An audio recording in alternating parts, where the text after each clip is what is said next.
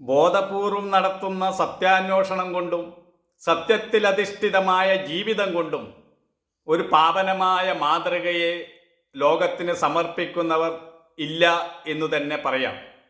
നിയതമായൊരു ലക്ഷ്യമില്ലാതെ കർശന വ്രതങ്ങളും അനുഷ്ഠാനങ്ങളും ശീലിക്കാതെ പവിത്രത നിലനിർത്തുവാനോ ശ്രേയസ്കരമായ പ്രവൃത്തികൾ ലോകത്തിന് നൽകുവാനോ സാധിക്കുകയില്ല. എത്ര സത്യസന്ധത പ്രസംഗിക്കുന്നവനായാലും അവൻ്റെ ആദർശത്തെ ഇല്ലാതാക്കാൻ കുറച്ച് പണവും പേരും പ്രശസ്തിയും നൽകിയാൽ മതി.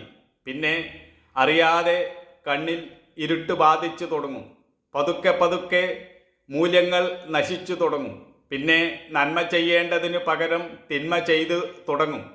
ആദർശം നഷ്ടപ്പെട്ടാൽ പിന്നെ ശേഷിക്കുന്നത് മൃഗീയതയാണ്. പിന്നെ എന്തും ചെയ്യാൻ മടിക്കില്ല.